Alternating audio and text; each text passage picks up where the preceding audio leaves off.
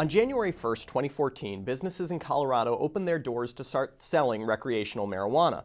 Though the drug had been legalized in November of 2012, New Year's Day 2014, or Green Wednesday as it was called, was the beginning of more widespread availability. And despite some crowing about state revenues, much hand-wringing has ensued, particularly when it comes to children.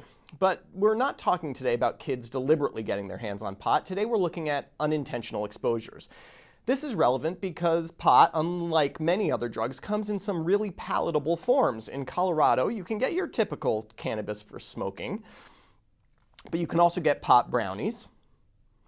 You can get cannabis popcorn, which really should be called potcorn.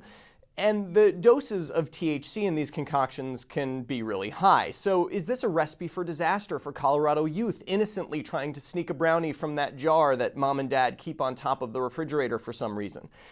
A study appearing in JAMA Pediatrics took a systematic look and has raised some concerns. Researchers examined two sources of data for this analysis. First, they looked at emergency department visits for accidental ingestions among kids under 10 years old. Now, this was really a single center study, so the numbers are small, but the rates did seem to tick up a bit after 2014.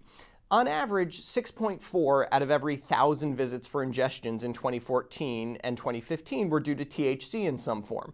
Compare that to 4.3 out of 1,000 in the years prior to Green Wednesday. This change didn't meet a threshold for statistical significance on its own, though the authors make a case that THC-associated ED visits went up if you account for the total population of children in the state. More concerning was the number of poison control center calls, increasing from 1 out of 1,000 calls to 2.3 out of 1,000 calls after 2014. Now, an astute epidemiologist might suspect that as pot use became legalized and normalized, people might feel a little less nervous about calling the poison control center than they used to. You might also point out that if 2 out of 1,000 calls are for accidental pot ingestions, there are potentially 998 other things that our little darlings are putting in their mouths.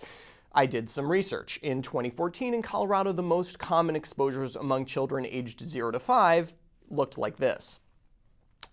You'll note that recreational drugs do not appear on that list. So ingestion is rare, but it is not entirely benign. Though marijuana toxicity is not nearly as life-threatening as many recreational drugs, including alcohol, the report cites cases of children suffering from drowsiness, agitation, vomiting, and tachycardia. There were 4 cases of respiratory depression and 1 case of death, though that was later attributed to myocarditis.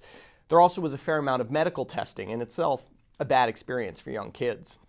The question behind the research study is, of course, whether legalization of recreational marijuana is endangering children. The answer is probably yes. Having pot lying around the house makes it more likely that a young kid might get into it. But the same can be said of alcohol, of bleach, of guns, of pesticides, of Nickelback albums. We accept the risk, trusting people will be responsible.